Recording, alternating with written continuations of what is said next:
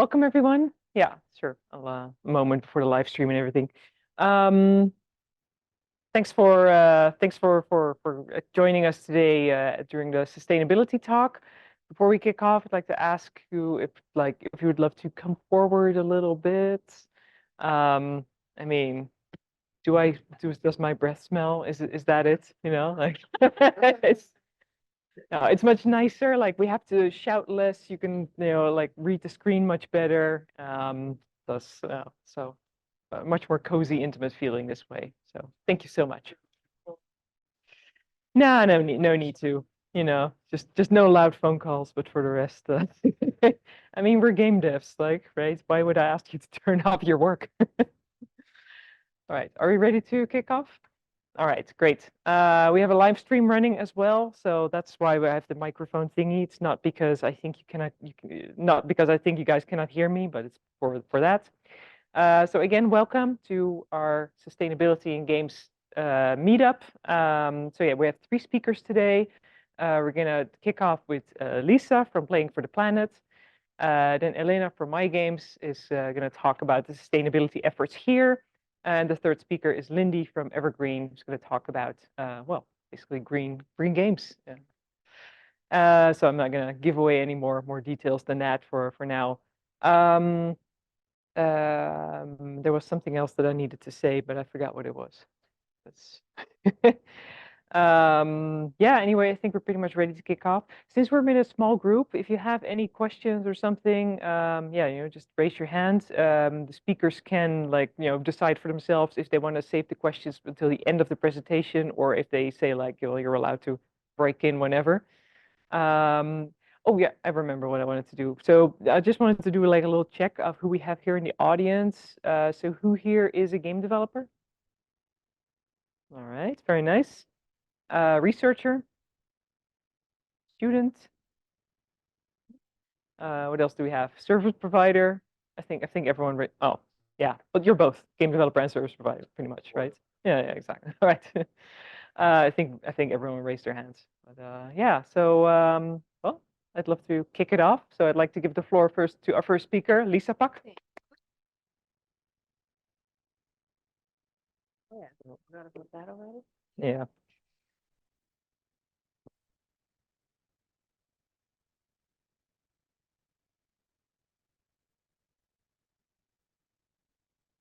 Good waiting music here. Best friends. All right. All right. Hello, everyone. It's really nice to be here. I am actually from the Netherlands, but I haven't lived here for over 10 years. So it's nice to be back in the city where I have lived for 10 years as well. Big thank you to Elena from My.GAMES for hosting us here today and to Martina for organizing everything. So my name is Lisa. I'm the head of operations at Playing for the Planet. Playing for the Planet is an initiative that is facilitated by the United Nations Environment Programme. And we support the video games industry to showcase how the biggest entertainment medium can be a powerful tool to tackle the greatest challenge of our time. And today, I would love to run you through what Playing for the Planet is and showcase some of the work that we do, as well as what our plans are moving forward. And at the end, I'll leave you with 3 things that you can start doing within your own studio today to get your environmental journey started. So kicking off, who are we at Playing for the Planet and what do we do exactly? Playing for the Planet was founded in 2019 at the UN headquarters in New York. It's an initiative that's facilitated by the United Nations Environment, which means that we work with high standards and we have access to a lot of relevant resources. And within the work that we're doing, we're always looking for bold, innovative, creative approaches to tackle the climate crisis. And now you might wonder, why is the UN engaging in the video games industry? And there are actually 3 reasons for that. First is that with 3.3 billion gamers globally, we see them across all generations, and the reach of the video games industry is actually unbeatable. Then with all the Not sure why it stopped working. Oh yeah. So with all the creativity in the industry, there's a lot of opportunity for engagement and connection. And then lastly, the games industry goes beyond just playing. And there's communities and worlds that are being created outside of games. And we would love to imagine a world where we see that people that play games go out of the house into nature and see what actions they can take for the environment. Then secondly, we are an alliance that's consisting of gaming studios, trade bodies such as the DGA, and other organizations that are active in the industry, thinking about Unity or Google, for example. And we try to help anyone who's looking to take their environmental work to the next level. And here is an overview of our current members, which adds up to 46 by now. We just have Razer joined us as well, which isn't represented here on this slide. But we're a great group of people with lots of big studios, small studios, industry supporters. So there's a lot of input coming from all kinds of different angles. And we, or all of our members actively chose to be part of Playing for the Planet. Nobody told them to be there. And we work with a spirit of collaboration rather than competition, because the industry can be quite competitive, trying to make sure that not everybody has to reinvent the wheel, but we can move forward faster when we share our experiences and knowledge. And then in more detail, that type of collaboration happens within 3 pillars. We ensure the first one is the carbon emissions, where we ensure that the industry has the tools to measure and reduce their carbon emissions and to set science-based decarbonization targets moving forward. And then we have green activations in games, and that's something that we do through the Green Game Jam, where we challenge developers to implement any type of activation into a game to inspire players to teach them anything about the environment. And then lastly, we aim to innovate through special projects. And these projects are created by our community itself. So if a member is interested in a specific topic, we try to find other members that will join in and together figure out what's the best way moving forward. Then our progress today. So I mentioned 3 things: decarbonization, green activations in games, and innovation through special projects. So what does that look like in a little bit more detail with some examples?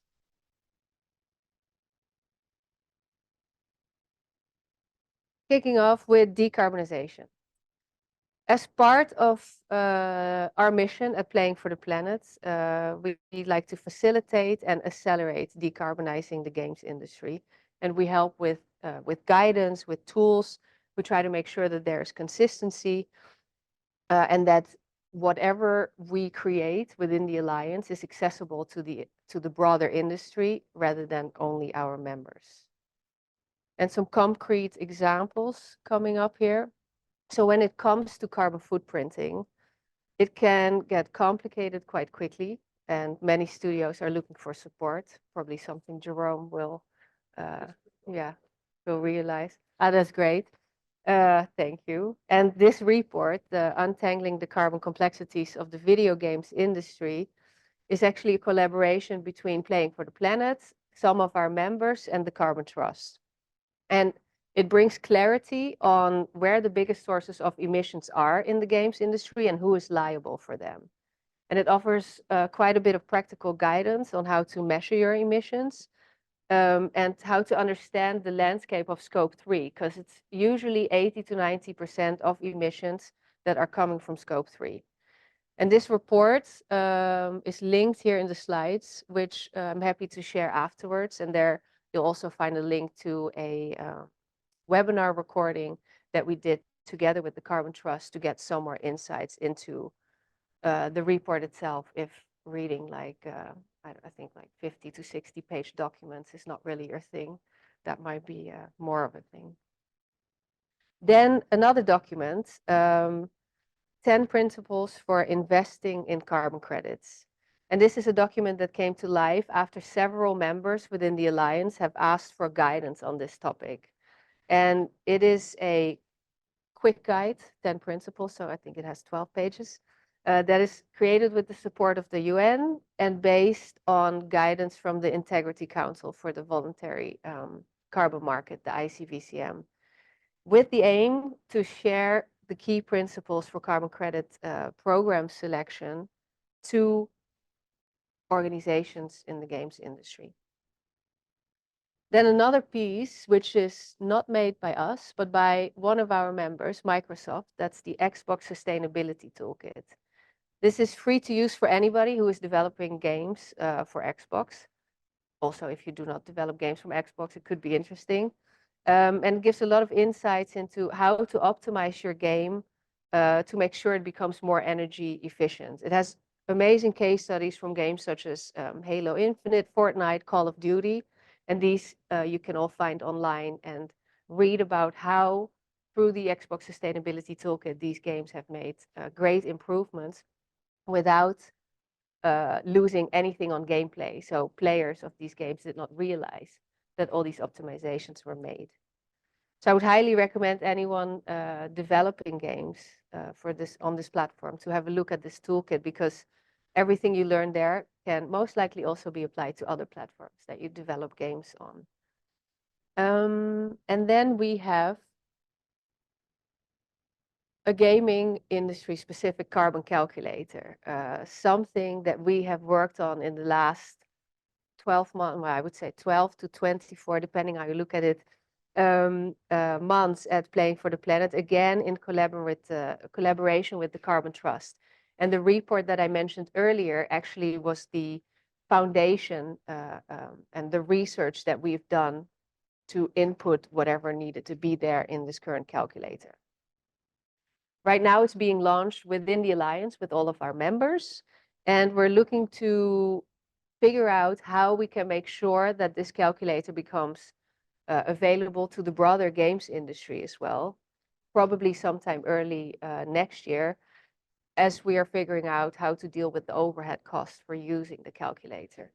It's not our aim to turn it into a commercial business, but there are costs associated with using this calculator, so we're trying to figure out what the best model is to make sure that this is available to the entire industry. Then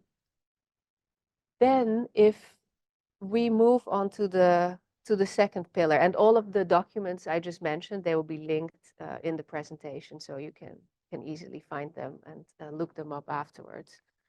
So moving from these 4 tools in the decarb pillar, I would love to move on to the green activations pillar.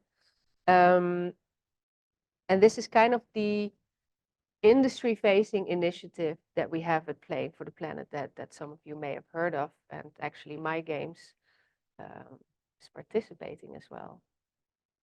Yeah. So what is the Green Game Jam?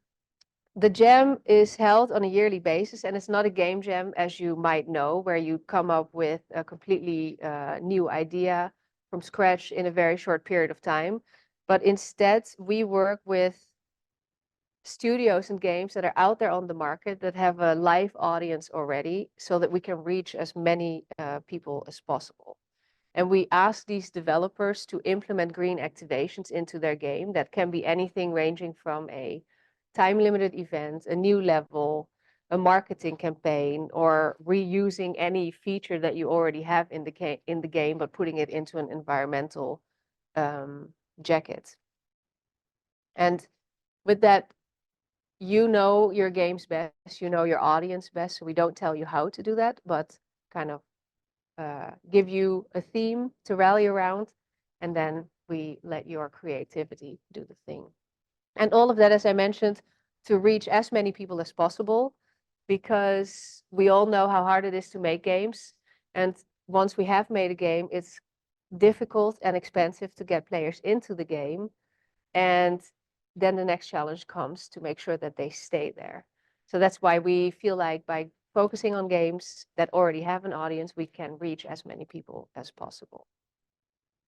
And then through 4 years of the Green Game Jam, we have actually created lots of real world impact, thinking of, we've planted, I think in total over 2.5 million trees over the years. And by we, I do not mean playing for the planet, but all the studios that have participated in the Green Game Jam.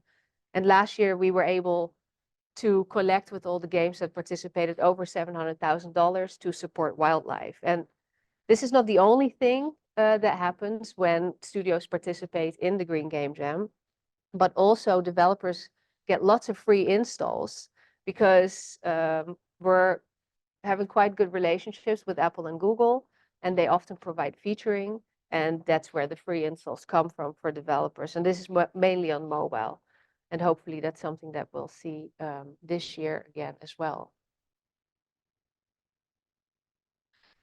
And this year, we're going to do things slightly differently. Our theme this year is small actions, big impact. And we're hoping to understand two things. One is, can games inspire real world and offline environmental action? And if so, do those who have been introduced to real world and offline action continue to take environmental action over time? And this theme for us came to life on the one hand side based on new research from Chris de Meyer, who is a neuroscientist and director of the Climate Action Unit at University College London, who suggests that action is the place to start. And his research showed that in the last couple of years, our knowledge and awareness about climate change has increased, but our willingness to act has remained the same. And on the other hand, it's actually my personal experience that played a role in this theme as well.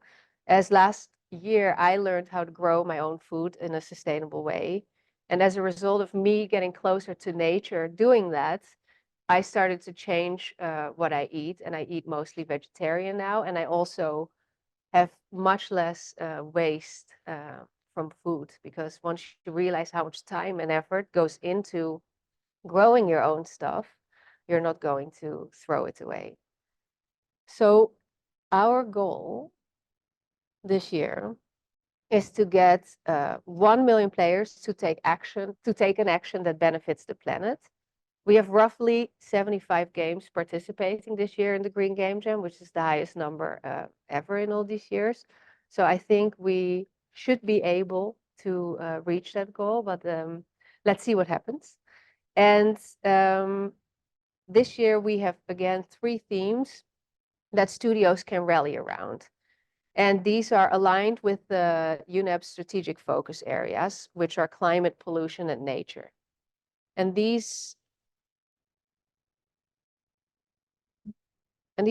buckets are very broad. So we've tried to narrow it down so it becomes a little bit more tangible, and the studios have some more guidance on what to do. And within climate, we have food. Within pollution, we have waste. And under nature, we have restoration.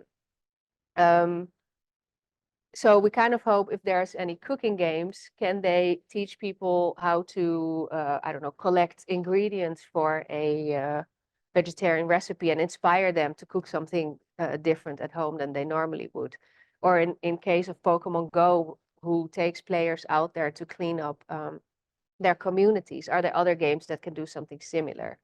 And then with any type of games where you learn how to grow food, plants, or trees, can they inspire people to grow something in their gardens or on their balconies? And that's kind of what we're hoping to see with the Jam this year.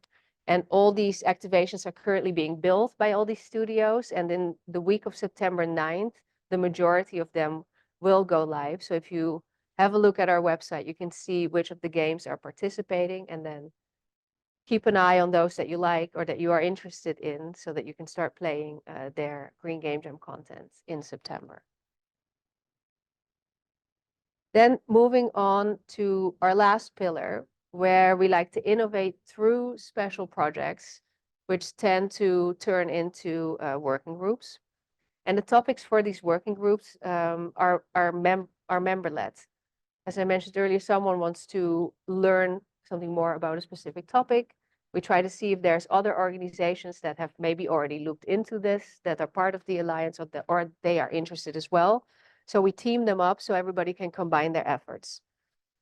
From there, we start to think about the terms of reference. What is this group going to do? What are the goals that they are looking to achieve? And then we meet on a regular cadence to update each other on progress. And then the longest standing working group is the decarbonization working group. And this group primarily supports the consolidation of joint industry best practices on decarbonization, including the development of guidance on some things I mentioned already. Scope 3, what are the boundaries for studios, publishers, but also other companies.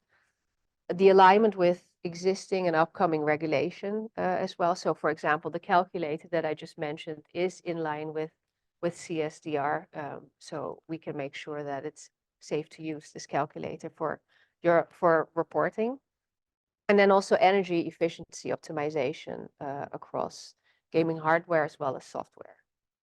And then within the group, we also have people focusing on engines. So there's a lot of conversations with Unity talking about how can Unity support more energy efficient development of games, something similar that Microsoft is promoting with their Xbox Sustainability Toolkit.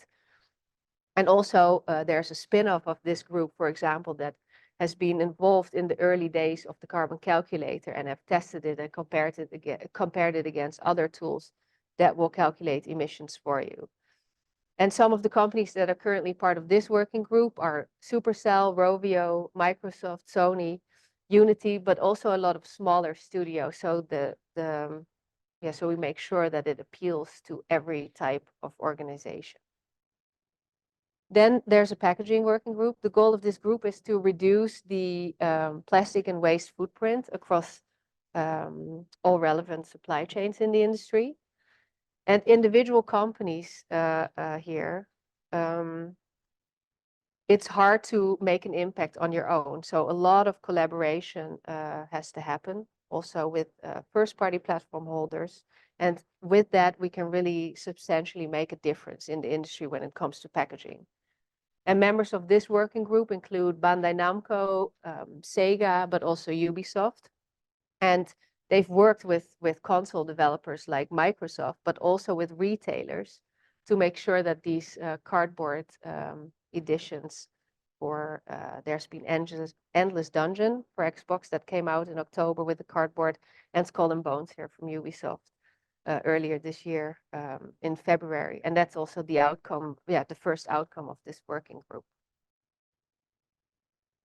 Then sustainable events. It's one of the newer working groups that we have. We get a lot of questions on how can we organize our events more sustainable, and there's some easy quick wins, but it's also very complicated thinking of massive events such as Gamescom or GDC. And some of our members, including ourselves at Playing for the Planet, have already thought about putting some sort of guidance together. So right now we're looking at what's already out there. For example, Ubisoft has something, Amazon Games has some guidance. I've written some guidance, and we're trying to consolidate all of those and turn that into a easy to digest piece that the entire industry can use. The idea is that by the end of this year in Q4, we release a first draft that members then can check and give feedback on, so that early in the year we have guidance out there that is usable for everyone in the industry. At the same time, I don't know if anybody has been to Gamescom last year, but this is a picture of the IGA stand. They are the Australia and New Zealand Trade Association. We had logos of Playing for the Planet plus a QR code that would link people to a short climate quiz on the stand, which was, I think, a really nice initiative that showed the industry in the B2B area how big companies in the industry are collaborating on this agenda. And we're looking to repeat that again this year, I think with the DGA or the Dutch booth at Gamescom as well. And trying to already think about, even though the guidance isn't out there yet, but are there a couple things that everyone that is exhibiting and part of Playing for the Planet can already do to be more sustainable, thinking about the catering that they use, working with more local suppliers, or having water refill stations within their booths. And then the last one, sustainable marketing. It's even newer than the events group.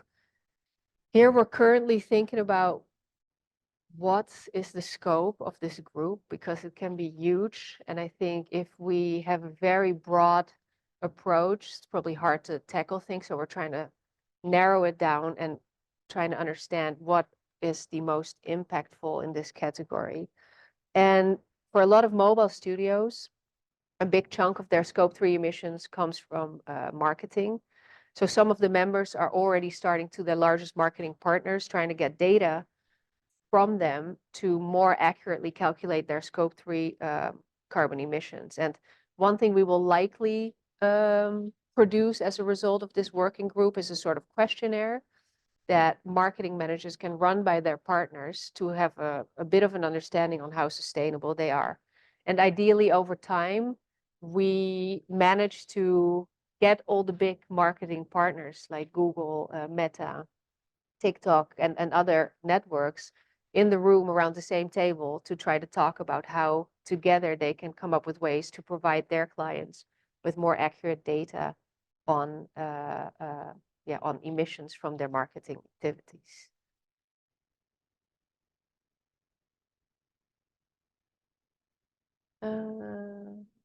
Oh, so I'm not sure what's going on here. Clicker. Should I point here or should it be there? I'm unsure now. Anyway, here we are. Our plans going forward.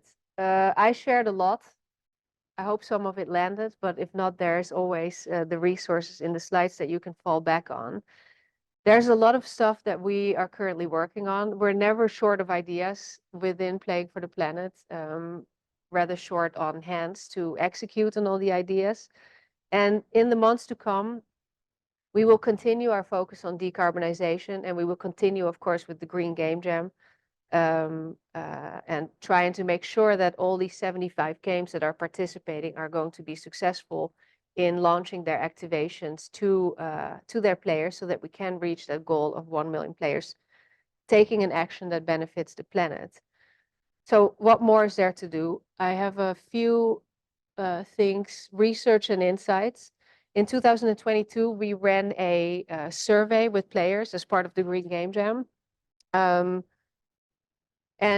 the outcome of that was that players actually want environmental content into in their games. They are also happy to pay for this if it makes sense and it adds to their gaming experience. So we wanted to build upon this. So this year we're working on another piece of research in collaboration with the University of Edinburgh, so that there's a bit more of academic rigor involved as well.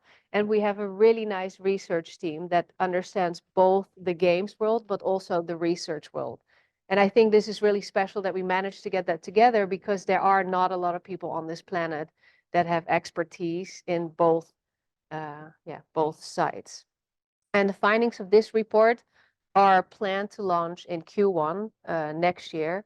We literally just kicked off. There are a couple gaming studios that are participating in the jam that collaborate with this on us, but I'm really excited to see the results when they come out early next year. And then Green Game Awards. We always had awards in the Green Game Jam. Every year we're leveling up and we're doing something new. And this year, what we're trying to do is open up the awards to not only participants of the Green Game Jam, but to the entire industry, to make sure that we celebrate also other good initiatives out there, whether that's serious games or studios that implement green activations outside the Green Game Jam. Just wanted to make sure that we celebrate the progress that's being made in the industry, because a lot is actually done. And this is an image of our award from last year. And we always had digital awards, and this was the first physical award, which is actually made here in the Netherlands, in Rotterdam, by the Better Future Factory. And this specific award was made from recycled bottles and labels, recycled acrylic, and repurposed single-use packaging. And this year we'll work with them again, trying to see if we can somehow come up with an award related to food waste and restoration. I think the waste part is probably easy, but let's see what they come up with for the award. And then member growth.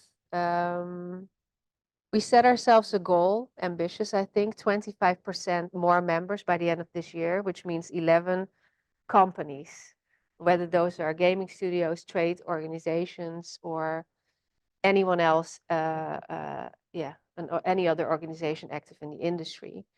And the goal really is to make sure that they can help with the transition of the games industry to a net zero trajectory. And the ambition is also to improve the regional diversity within the alliance. Right now, we have a lot of studios in the alliance from Western countries, and we hope that that's something that we can change, because I think different inputs from different countries, different people really gives a lot of value. On top of that, we're also thinking about opening up to new member categories, such as hardware, investors as well, esports, businesses, and maybe advertising networks. But that's something that we're figuring out, because in the end, I think the power of the alliance is really to collaborate in a group. So if there's one investor that's keen to do more, it's going to be challenging to have that collaboration. So when we open up new categories, we always try to make sure that there's multiple companies that fit within the same group so they can really do things together. And then a few more things, how you can get started. These are really for organizations that are out there in the industry already. And 3 things I think are easy to do.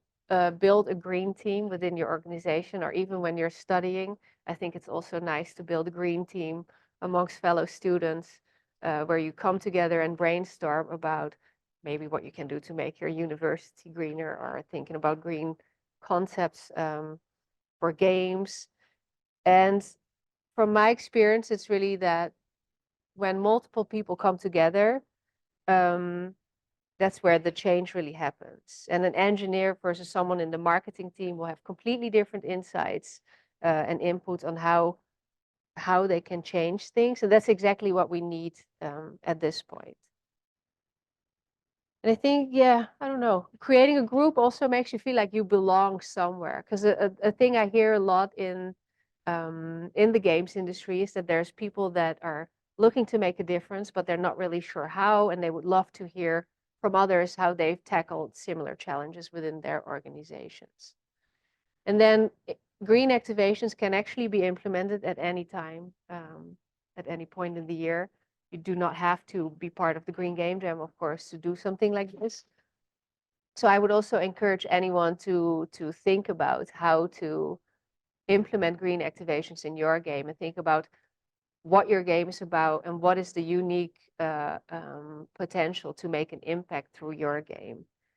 And there's many studios out there that have done such green activations already before, and I'm convinced that by reaching out to any of them with questions, they're happy to share their learnings, as some of them have already joined the jam for 4 years in a row, and this year is their 5th year. So they have a lot of learnings and know what works and what doesn't work. And then lastly, I think we're smaller studios here today, but calculating your carbon footprint is extremely important. There are many tools out there. If you don't have access to the tool that we have, there's other tools as well that you can use. And it's important to just get your baseline of emissions, so that once you start thinking about how to reduce these, that you have a understanding where you were, and you can actually measure the impact of all your efforts. And I think that's something that everyone can do. It's not an easy task. It's very complicated, but there are a lot of people out there who can help with it. And with that, I would say, if the clicker works. Yeah. We are here to help. We're a small team. These are Sam, Alex, and Louisa. The four of us are, really here to help to level anyone up with your sustainability journey. If the three things I mentioned are something that you're already doing, that's awesome. And everybody starts their journey at a different point.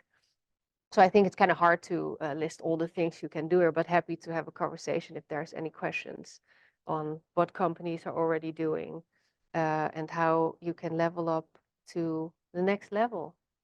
Something similar we're going to do with MY.GAMES actually in a couple of weeks, talking about how we can support you guys here to do more. And I think that's it for me.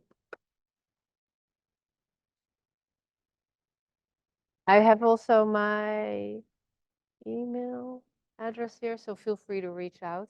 But I think we have time for some questions. Yeah.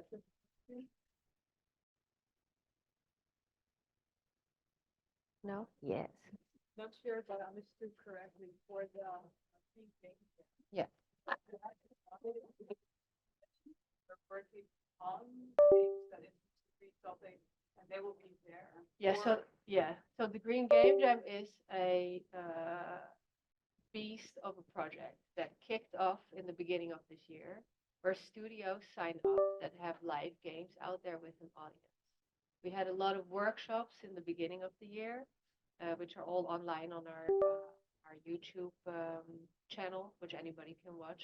They're quite interesting. And with that, we try to give some tips and tricks to studios on how to best ask their players to do something in the real world when it comes to food waste or restoration. And right now, they're all working on what that should look like, what these campaigns look like. And then in the week of September 9th is when all the games will have their campaigns live, either something in the game or on their social media channels or in their Discord. But yeah, it's ongoing. Of course, if anybody wants to join, that's still happy to have you. But the challenging thing is time. Yeah. Making sure that the activation is ready to go by September. And what happens at the game jam? So that's a good question. So it's not a game jam where you all sit in a room. Everybody does their own thing in their own office or digital. And what we try to do, because in the end we have 75 different games. There is Supercell that is joining. Rovio is joining. I don't even remember all of Love and Pies from Trail Mix is joining. And each of those games are going to do something different. So it's hard to get everybody in the same room. Also, we do not really want to promote travel to do that. So everybody's doing something differently. Some studios hold internal jams where they brainstorm about what they can do in their games. Other studios, the marketing team is responsible for creating the activations, and that's everybody has a different approach, which is great because we will also see 75 different outcomes, and none of it is ever the same. Do you have any good stories from the last Green Game Jam? Oh, I think yes, there's lots of good stories.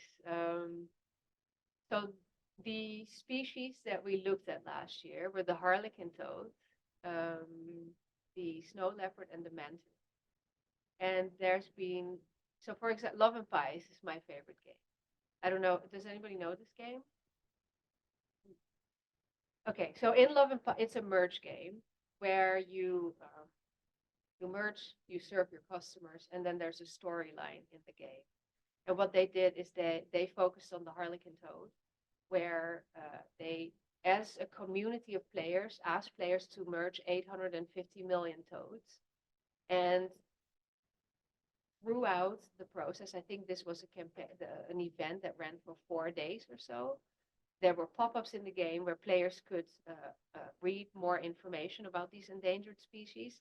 And through the storyline of the game, they asked players to look out for the Rainforest Alliance logo, specifically when buying their coffees. Because in the storyline, it happens in the cafe. They talk about coffee and cakes, drama between characters.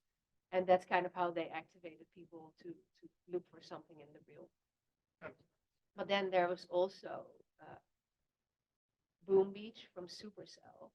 And Supercell is amazing with creators. And they went off topic. They abandoned the 3 species that we had selected, but they focused on sea turtles, which is also great.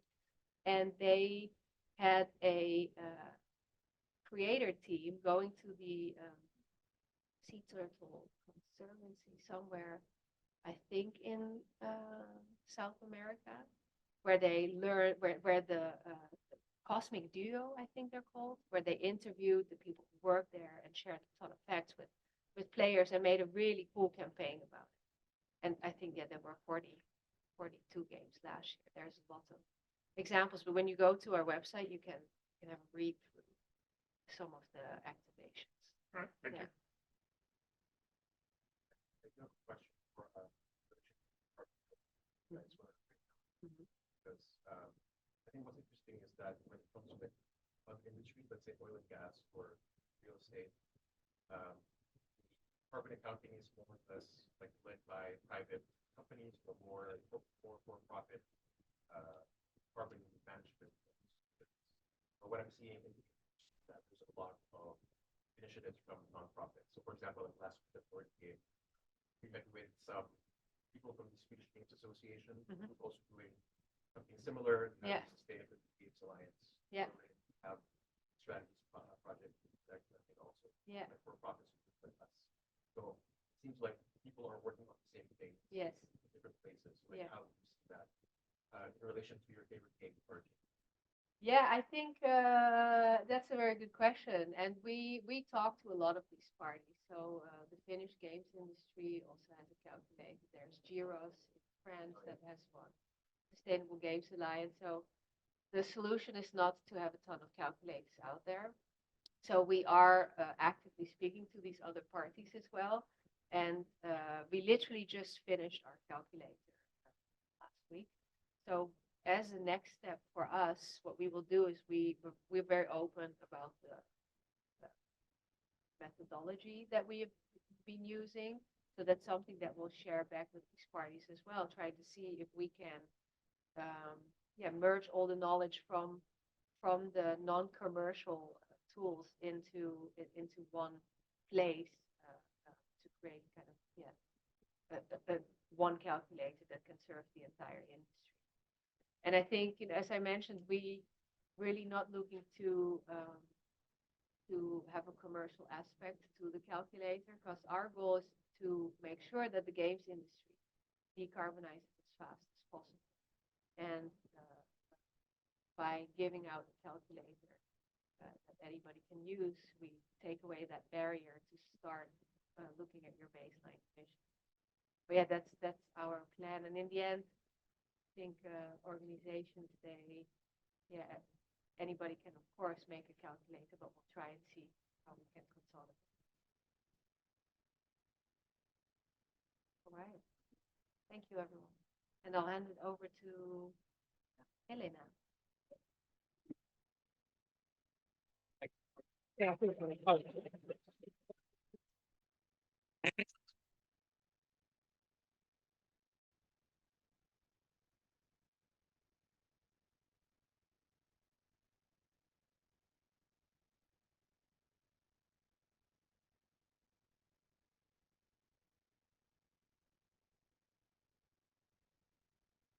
Okay, all right.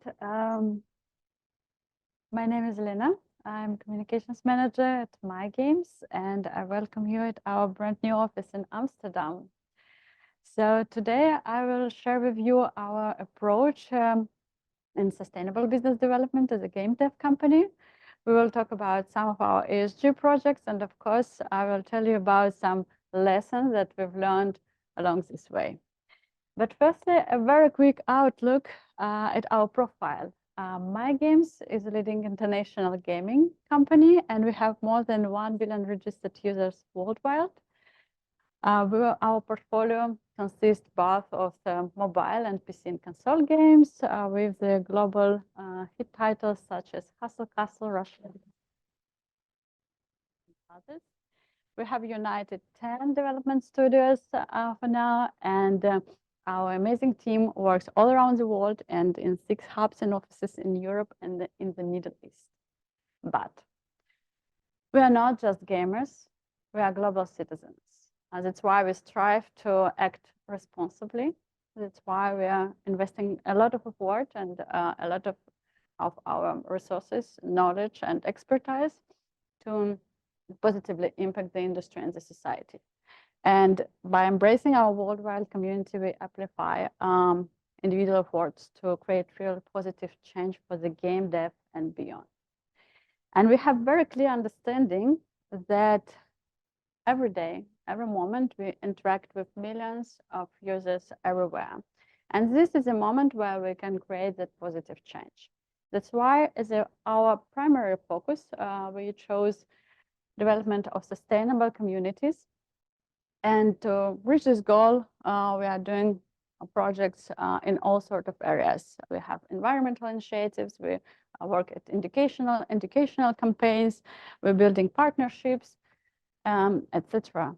And it sounds a lot of fancy talks, right? That's why I like to dive into real actions. And today I will tell you about our work with 3 main communities, even there are much more. So we will talk about what kind of projects we're rolling out for our gamers communities. We will talk about game dev professionals and, of course, our team, MY.GAMES team. We always try to think global and focus our efforts on the local challenges. And I will start from what we are doing for the game dev communities. Change can be made by a single entity or a single person. That's why we invest so much efforts in building partnerships. And the last year, we have partnered with the Dutch Gaming Association, the UK Interactive Entertainment, Tech Island in Cyprus, and Abu Dhabi Gaming. And what's really inspiring about these partnerships is that we're already seeing the results. So, for example, today we are hosting this meetup together with the Dutch Gaming Association. And this is truly amazing, I would say. We are very close to the market and know that one of the challenges is to make the game dev education accessible for industry professionals. That's why we are sharing digital knowledge with all our communities and also launching educational campaigns in different locations and areas. And here I would love to give you a practical examples because in May we wrapped up the area of workshops for game designers. It's the International Center of Interactive Technologies. And in June, some of our colleagues will be visiting lectures, in the Game Hub in Denmark, where they will talk about a role of producers in the game production. And already this autumn in Cyprus, so we will partner with Tech Island and the leading Cyprus universities. And our top-notch experts will share their knowledge and expertise about game dev and not only about profession, but also about game production. And we will invite students to visit our office and give them that behind-the-scenes look at the game industry. Maybe some of you already participated at our game dev meetups. If not, follow our social networks. We always post the updates. And this is the place where we gather together the best professionals and help them to build that essential network, exchange their knowledge, and get a lot of inspiration to move on and to boost this energy. And while I'm talking about different communities, I would love to mention one of our projects. It's called Women in Games. It was born as an internal initiative. So firstly, it was an internal project for our female teammates, and this was our way to support gender equality within the team. And I will talk about it a little bit later. But this year, we decided to go further and bring this project to the industry. We already had Sofivo and some other speakers who support us, and as well as our company leaders. For example, Elena Kagahan, CEO of MY.GAMES. She's actively participating in the events that can bring awareness to the gender equality in the industry. Yes. And when I was designing this presentation, I had an idea not just show you all the projects that we have done, because it would be just endless talk and maybe it could be even boring. But I wanted to show you the way and the steps that we did to reach the stage where we are now. Because I believe that when we see an example of a company, a team, or a particular person, we can really get that insights. It could be applied for our particular situation and our particular team. And that's why I would love to make a step back and tell you about the project that we launched 2 years ago. And during the pandemic, we focused our efforts to support our gamers and gave them that feeling of support while everything was uncertain, that everyone faced the uncharted future. And we started by joining the World Health Organization campaign, Play Part Together, and then launched our own initiative, Play at Home, Stay United, to encourage players self-isolate. We also teamed up with the video games mental health charity Safe in Our World, and that was our way to raise awareness about mental health issues and to understand how our players can work with this. And later, we launched the study together with Fair Play Alliance and DGA. And our idea was to understand the awareness of gamers about mental health issues and also assess how often they experience this. And later I will show you the slide with all the numbers, but to give you a very rough idea about our findings, what we got to know is that around 33% of gamers reported that they experienced anxiety and stress-induced disorders. More than half said that they face aggressive behavior, insults, and trolling in games. And around 65% of our respondents said that interaction with other gamers give them that feeling of strong connection that they're searching for. And these findings, together with the work that we already done, get us even more convinced that we should enhance the protection of our players. We should find ways to create that safe space for our in-games communities. And we developed anti-cheat system. We introduced zero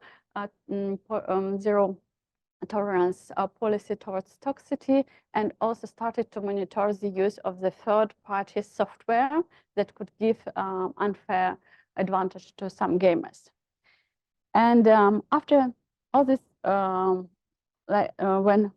all this done, we started to think how we can make this environment even more safe for them, how to make the environment of our games the place where our players feel seen, valued, and respected. And that's why we started to work at diversity, equity, and inclusion topic. And the last May, for the Pride Month, we have introduced some Pride-inspired outfits for our main characters. And here I will show you, for example, this is Ted and Monica from our Grand Hotel Mania, who got the special outfits. Those were some numbers that I mentioned before. And all this work brought us to a completely new stage of working with our communities. And this year we partnered with .secom. It's the environmental impact as a service platform. And together we will work at making our some of our in-game events, transforming them into the real world environmental actions. I really hope to share with you results of this work later this year. Okay, all these projects are made by our team. We have just amazing team, and it's in the heart of everything we are doing now. it's very often that our colleagues come up with the idea about how they, what kind of challenges we have in a particular location, or how we can better contribute to the society or the environment and in our hubs or in that locations. And I would love to share with you some main things that we are doing so far. First of all, we have chosen a global remote first approach. That's why you don't see so many people in our office, because we decided that we would love positively impact CO2 reduction, and that's our main way. And also give our team opportunity effectively manage time between life and work. And everyone, whatever he or she is based, can choose to work from home office. By the way, we have built 2 new offices here in Amsterdam and also in Limassol. And during that project, we really kept in mind sustainability standards and always discussed with our team what we can do better. And it was completely not easy project, believe me. And for example, here in Amsterdam office, we have the flooring made of the coffee bean crumbs. We implemented this smart office system that help us to monitor energy consumption and reduce energy consumption. In Cyprus, where you can guess quite hot from April till November, we have smart ventilation system that allows to monitor the quality of air and also understand our energy use. We don't use disposable tableware.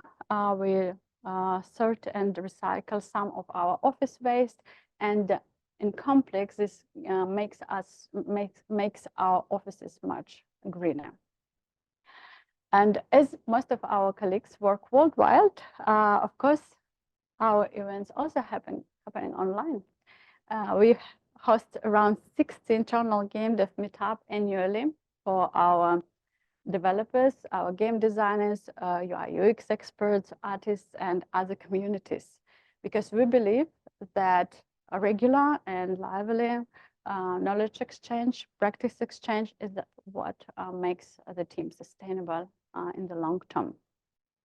Talking about our communities, as I mentioned, we have our program, it's called Women in Games. And that's the place where we gather together our female teammates. There they can share their challenges, talk about career opportunities, get that inspiration that sometimes is needed, because women roles are very different. And even if you look around, you will see some gender inequality in this room, right? So yes, we're doing a lot. As this May, we celebrated 1 year for this project. And with all the work I've done, we have quite great results. I would say 45% of our top leaderships are female, and more than 30% of staff are women.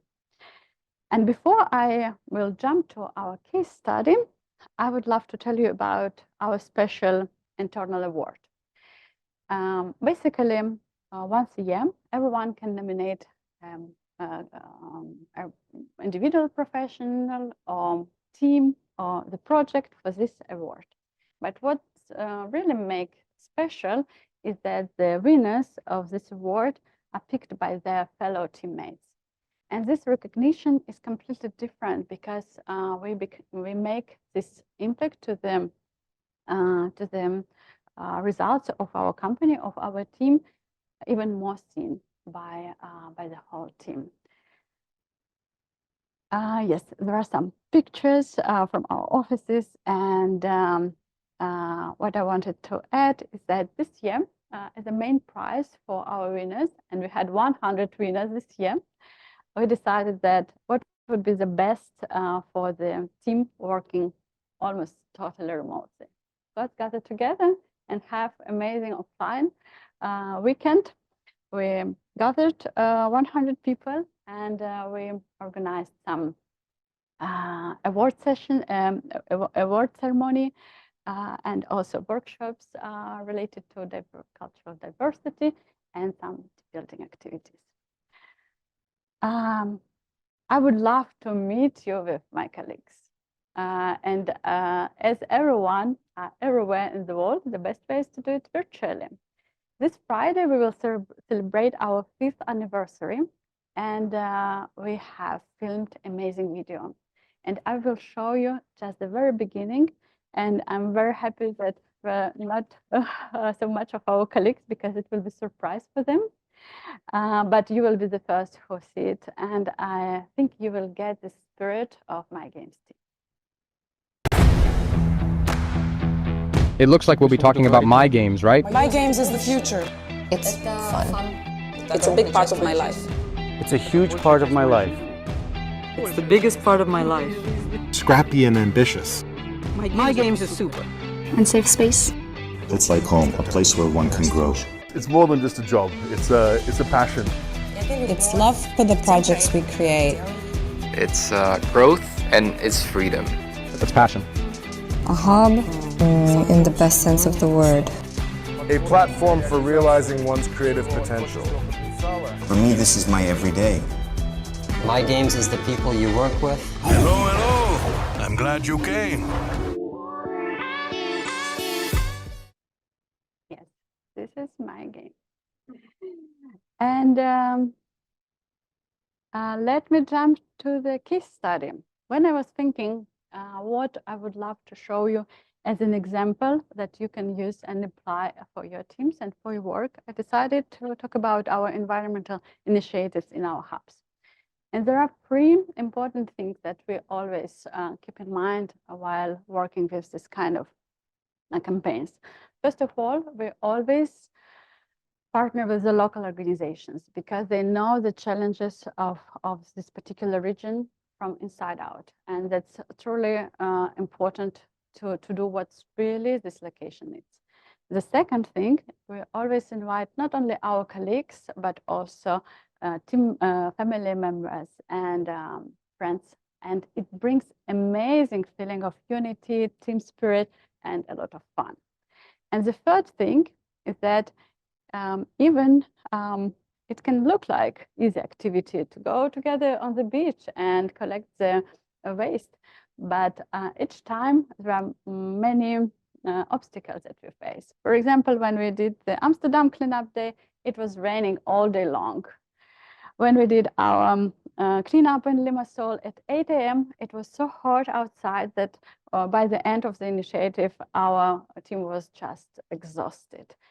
And at this moment, it's very important to gather together and to share the insights after this initiative, to talk about it, to share what was it for you, what does it mean for you, why you are here. And of course, we do some small celebration with barbecue or picnic to celebrate this contribution that we did for the environment. So for the Amsterdam cleanup day, we joined the cleanup day organized by the Amsterdam municipality, and we chose this area just next to our new office. At that moment, we didn't have office yet here, but we thought that we would love to contribute to better living conditions in the area where we will spend sometimes visiting our office. In Armenia, we planted more than 100 trees to help the local organization, its Bureau of Environmental Initiatives, combat mountains deforestation and soil depletion. And in Limassol, we had idea not only to collect the garbage on the coast, but also send some of this collected waste for recycling and give it a second life. Okay. What we've learned so far. That's a really interesting part.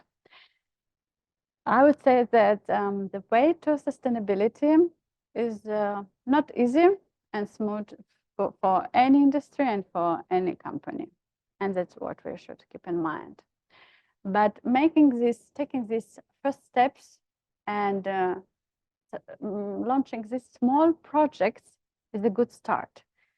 Either raising awareness about sustainability or building a solid foundation for the next campaign is as just important as rolling out the worldwide initiative. And it's wise to start it before regulations make it mandatory.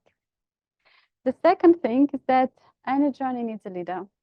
It means that we always need someone who are committed to these ideas, who really share his passion about sustainability and ready to bring this new perspective to the company, to the team, and lead.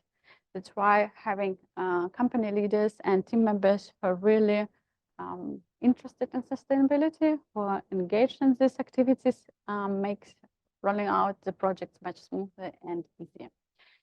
And the third thing, the last but not least, is that games are born in communities. And by uniting dozens of studios, we became who we are today. And the change happens when we communicate and collaborate with other people. And collaborations change the world around us. That's why it's very important to search for like-minded partners and combine efforts. So let's work together, find ways for mutual projects, and bring that positive change for the game dev and beyond. If you have any questions, I'm here to answer. And of course, if you haven't yet followed our social networks, please join us, and all the updates are always published there by our team.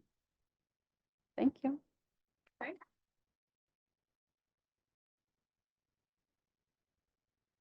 Any questions? Yes, sure. Please.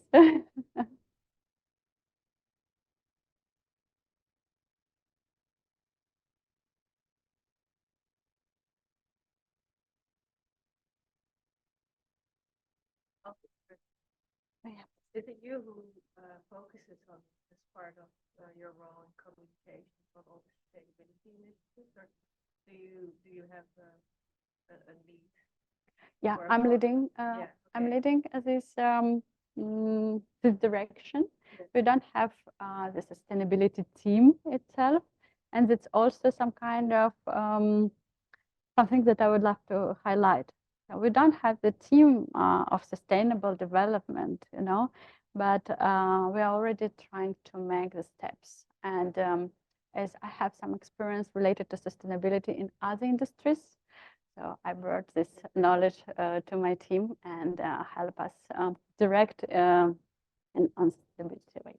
Great. Yes. Yes, exactly. Yes. Yes. Thank you. Okay, if any questions, I'm here, and I'm welcoming the next speaker. I think it's a good idea if everyone stands up for a game. Right? We'll get set up. Then you just won't fall asleep while I'm talking. Okay. Sitting is the new smoking. It's easier to put it on the Oh, back. here? Yes. You can help if you. Yes, sure. Please take it.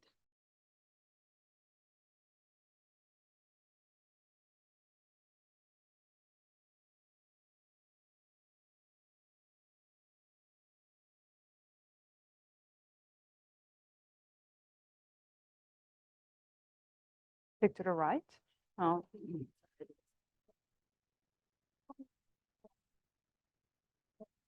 Okay. Everyone ready for the final talk? It's okay. Thanks for having me as well as your last speaker. I hope you still have some energy and that I can provide value. I have a studio founded 4 years ago in the middle of the pandemic. My name is Lindy. I turned 32 years old today. Today's my birthday, and I decided, thanks, decided to be here with you. And I always describe myself as a curious creative with a passion for nature and an interest in technology. And I really love games. I started drawing at 2 and started playing games at 4, The Lion King 2D with my dad. And at 11, I received a an old PC from him and started creating games with Game Maker, if any of you know it.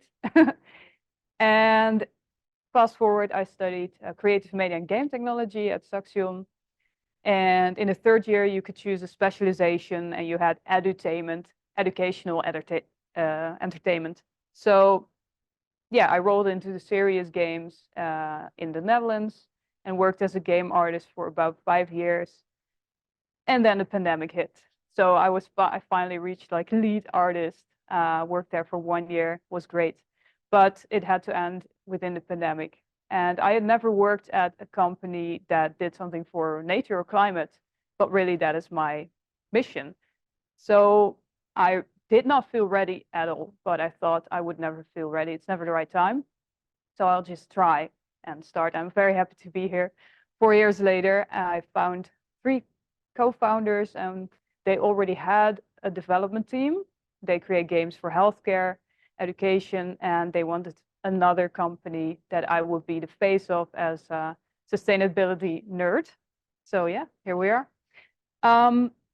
You already asked these questions. So I think I might ask another question if you're open to it.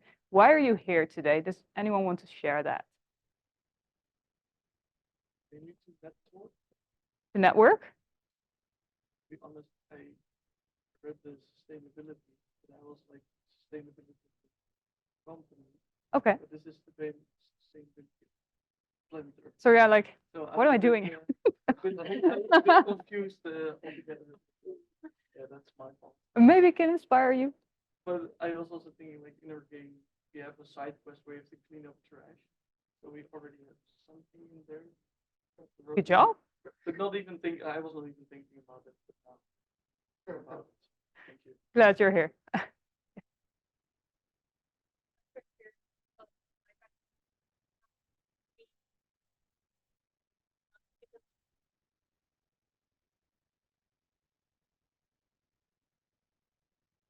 Oh, yeah.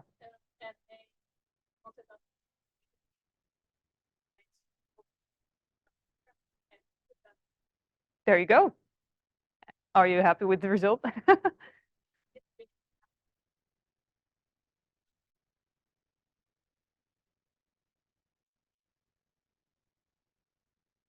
Very good to hear. Okay, let's continue for now. What I will talk about briefly, and I'll try to not replicate what already been said. Why would we create green games and for whom? Cool industry examples I'm really excited about. Then how we work with my studio, showing off a bit of our work, of course, and how we can create and maybe even measure impact. And then a very short slide about how I see the future. And what would the presentation be without too much text on one sheet? So I'll not just read this out loud, but these are some numbers to support why we should and could do something about climate change, biodiversity, and also why we should not ignore the game industry. As you've already said, there are 3 billion players and even 1.7 billion regular players, which is almost daily. So think about this. The WWF Living Planet report in 2021 stated that we lost 70% of wildlife population since 1970. So that is in 50 years, almost 2/3. Well, you can think about that what you want, but that is a reason to start addressing this topic a bit more. Now to a more positive note for us gamers and game developers. There's been a huge growth in the game industry, and especially since the pandemic, it has accelerated greatly and also diversified which kind of people play the games, as you can see here, and also what kind of platforms they play on. And also growth in the global south. So this report, where I got the numbers from, states that there's an intersection between all the gamers and people interested in wildlife and environment, which turns out to be, oh, the TV will be turned off in 5 minutes. What can we do about that? Which has an intersection of 777 million people, which is a lot of people we can serve. So for whom would we create these games? Well, many of those groups are kind of preaching to the choir. However, they should be served as well, because since the pandemic, the rise of cozy games really came up with Palia, with Animal Crossing. I don't know if you've played it, but we have a lot of environmentalists, like who want to safeguard the environment, really care about the environment, and also want to feel like they are doing something about it, either by playing for impact or learning about it. We have a lot of people that become parents and they suddenly feel like they should save the planet or leave a better future for the kids, or want to have nice their kids. And then we have a lot of self-care health people that also always include nature as a very healthy thing to do, to be in. Oh yeah, so here are some examples that I'm excited about. So this is a really small indie studio, also started 2020, MY.GAMES it's called. And this is an example of how you can get really big results on Kickstarter as well, if you have a really nice trailer and if the timing's right, of course. They asked for £36,000, so they got 4x what they asked for. And now they have all the space and resources to create this beyond what they thought of. So it's time to wishlist that on Steam, out and about. I've got to mention, like, many cozy games are also in a fantastical and fictional setting, but there are more and more games where you really learn about real life plants and survival. Who has heard about this game, Terra Nil? Okay, so I did not know that Netflix also published games. I learned about it through this, interestingly. So they hired developers to create a game for the environment without any ads and paywalls in the mobile experience. And I just want to show you the trailer because I think it's a nice example. Should I click like, yeah. The wasteland is a desolate place, devoid of life, until the first turbine is constructed. Rivers flow once more, and nature's heart begins to beat. Then, it's time to recycle and move on. Along the tropical coastline, life thrives anew. Parrots flit beneath the verdant canopy, while fish frolic in the abundant coral reefs. A paradise of biodiversity. Even in the most inhospitable of places, life finds a way.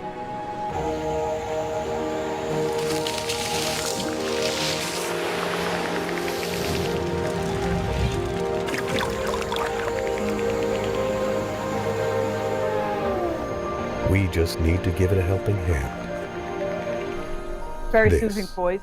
is Terra Nil. No hands. No. Okay, so looks beautiful. Has a really positive reviews on Steam, so that could say something. And the last one I wanted to talk about, it will be turned in 1 minute. So should I press anything?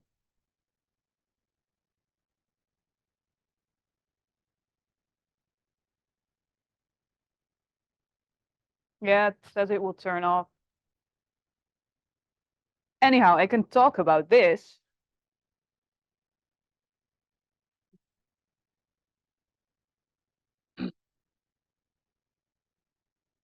Yeah.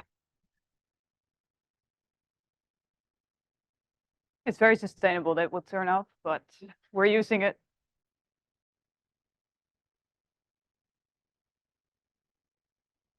Ah, good. Okay. Has anyone heard about this event? Last Tree Standing. Okay, then it's really nice to talk about. So there's this UNESCO World Heritage Forest, but there were logging operations planned and already started. And Greenpeace Poland didn't like that at all. So they got together with developers that created the whole forest on a 1:1 scale in Minecraft. And that wouldn't be enough to create publicity. So they asked a big streamer in Poland called Gimper to load up the whole forest with all the trees cut down and one tree standing. And it was his mission during the stream to find that tree. And when he finally found it, he touched it and the whole forest revived. And actually it caused so much publicity, they stopped the logging operation. So that is really nice example of how you can create impact. Now, a bit about how we work with my studio. So many examples are like B2C, business to consumer, creating a project and then deploying. And we chose to do B2B because they already have challenges and they have a lot of climate goals. For example, policymakers, but also researchers and scientists. They already have worked on a research for years and they want to communicate about it. So for example, environmental psychology, biodiversity. So we get together because we are not experts on these topics, but we are experts on game mechanics and design. And we translate their content into a fun experience. Also, we shouldn't forget the users. We try to co-create from a very early start with the end users and meet them where they are. Otherwise, people say, we want something with VR, but just because it sounds cool, but it maybe like the farm is in Friesland, like the Northern Netherlands. They typically don't play video games yet, so we created a card game. So that is how we work. And I'd like to show you some examples of these. For example, it's funny, you talked about like a game where you can learn about garbage. And yeah, this was like for the governance of Leeuwarden, which is,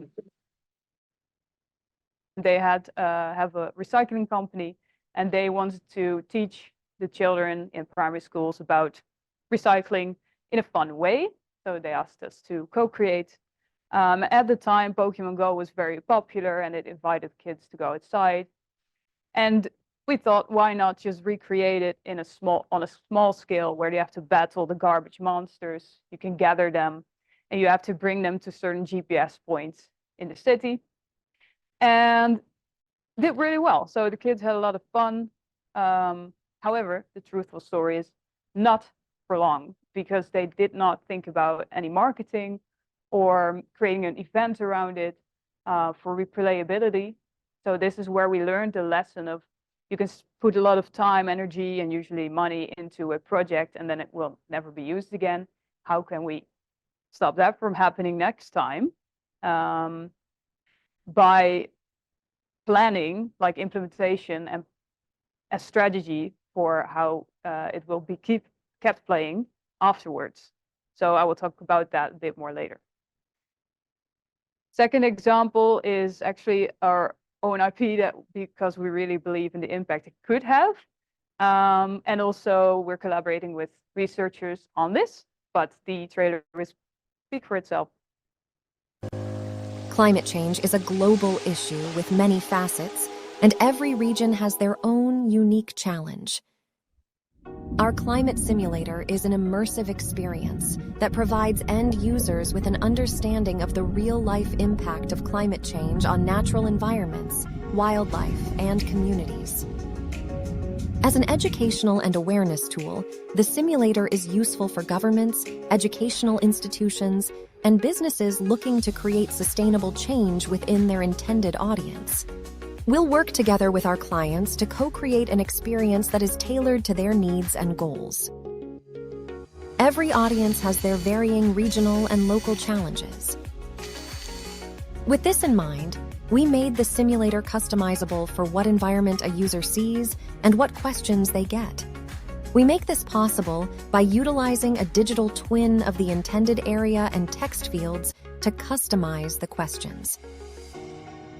Research has shown that immersive environments and interactivity significantly increase in engagement, long-term informational retention, empathy, and environmental behavior changes. This research and its versatility and range of customizable features makes our virtual reality simulator a perfect addition to climate communication strategies. With the power of XR, we can immerse intended users in an environment that's relevant for them, thereby showing them firsthand how climate change will affect them and their community. By enabling users to experience the consequences of their actions on the environment, the simulator drives home the importance of making positive choices in order to fight climate change.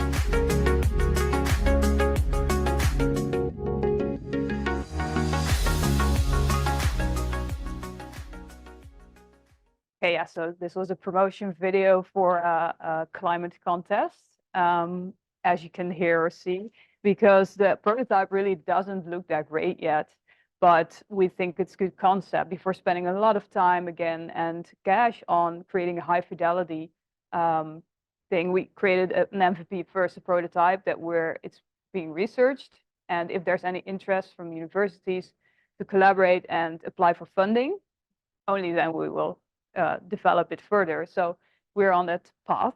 Yeah, pretty excited about it. And this is the last example I will show that has just released. I'm very proud of, because it was on my bucket list to work together with WWF. And in this case, it's the team of Belgium of education. And they came to us asking, they wanted an innovative experience about the cacao industry and how that is for people and the environment in Ghana and Ivory Coast. They have a lot of information about that, but they wanted to teach it to primary school kids in a more like light manner. Again, we used AR because it's user-friendly. Everyone has a phone or a tablet at schools. And also because children are a bit smaller, and they can, with the three of them, they can see and learn from the experience. So what we did was having this main character talking about their situation, this elephant. You can look through this binoculars. That's the nice thing of AR. You can invite them to move. And when you chose certain options, like a very cheap kind of chocolate or more expensive one, or with a fair trade label or an eco label, the environment changed according to the answer you gave. So yeah, we created primary school teacher instructions, and you can actually play and download that for free. So I'm pretty happy about these results. They did play tests Monday, so I'm very curious about that. Okay, so almost the last slide, I promise. Creating impact, that has been quite challenging to measure for us, because how do you know when someone changes their behavior in a more sustainable manner? If they played one game or experience for like 10 minutes, you'd almost have to ask like 1 month later or 3 months later, did you change your behavior?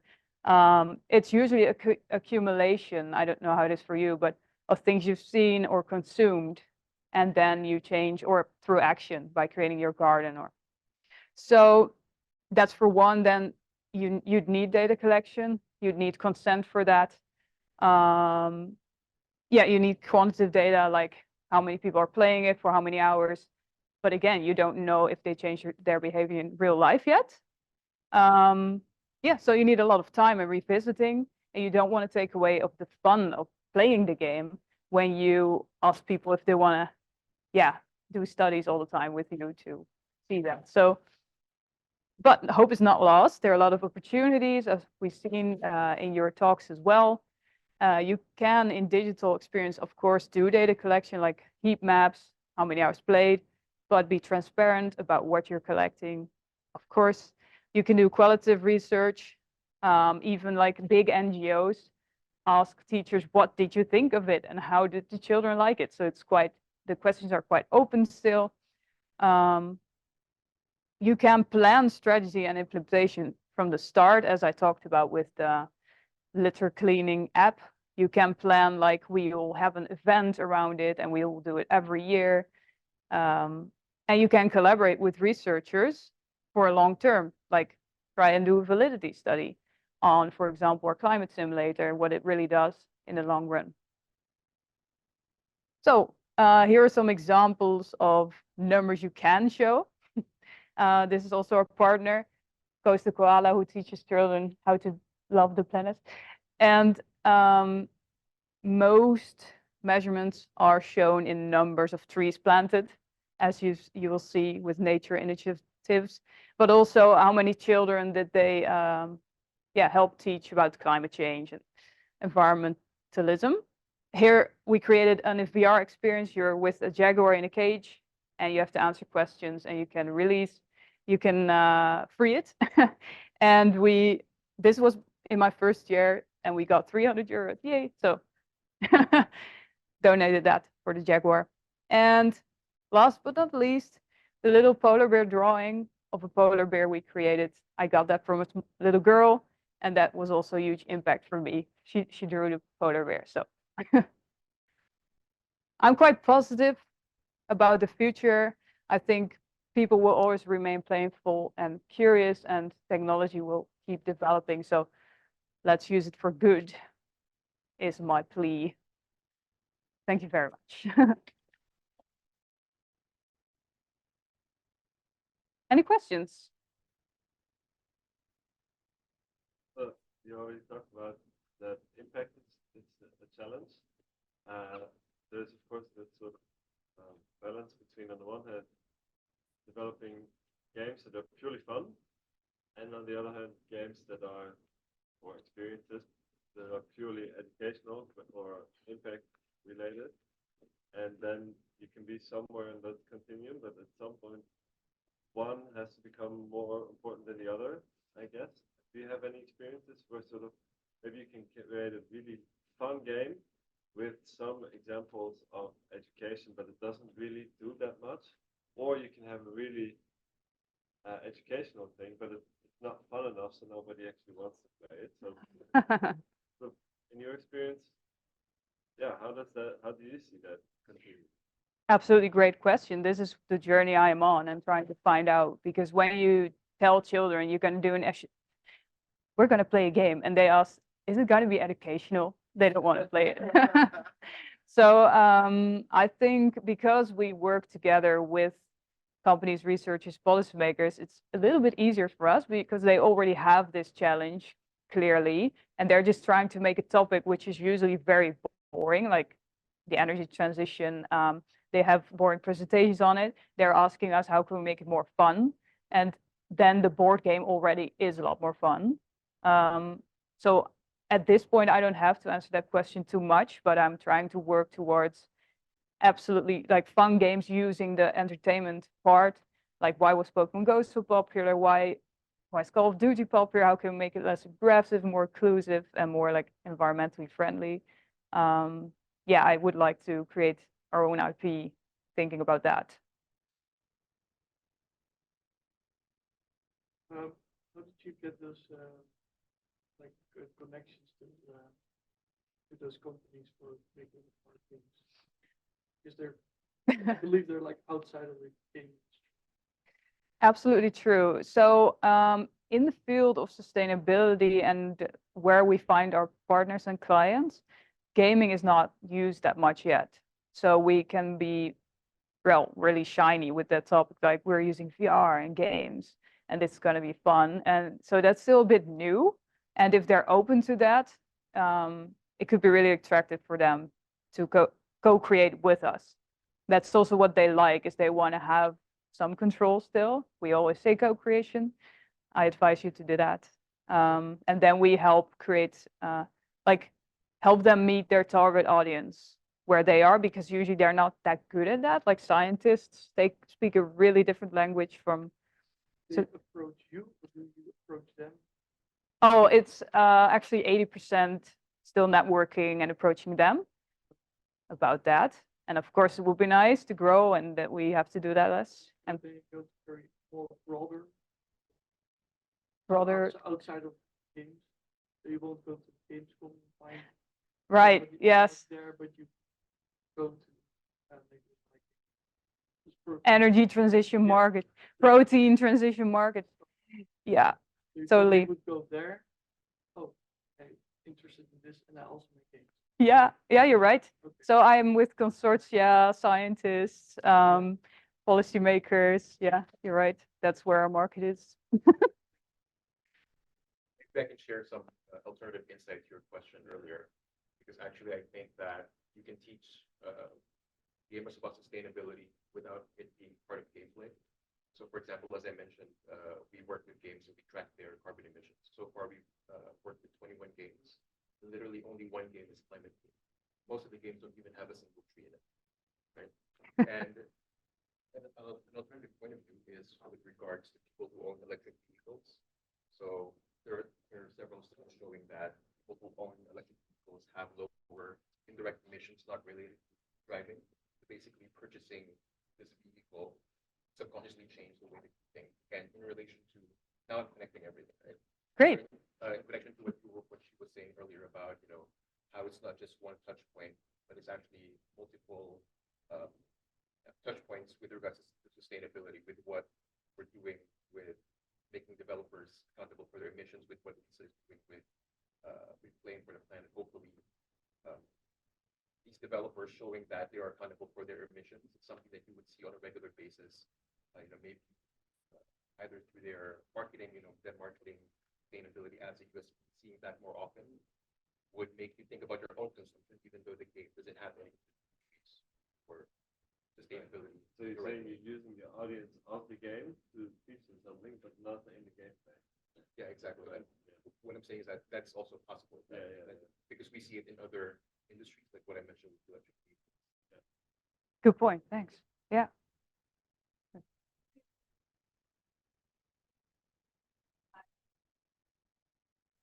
Oh, that's a great question. Yeah, I'm thinking a lot about this. Yeah, they're always asking, what's your vision with the studio? I'm really thinking about the post-growth entrepreneurship, where you don't grow like Silicon Valley model. It's like this, but we cannot be more extractive of the planet anymore with business as well. So that's a huge topic. I try to think about how can we walk the talk as a studio, like a tree, grow more like this first so that you can actually exist and not that it's like this at the start, because count on that. But you grow to a certain point. I'd have about 10 to 13 people and we create green games. Yeah, that's how I see it. Thank you.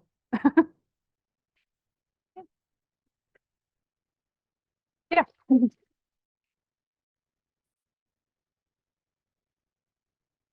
Well, that concludes the talks for today. Big thanks to all three of our speakers. And now I'd say we can head out to the canteen area again and have some drinks and talk more about this. So thanks so much. Thank you.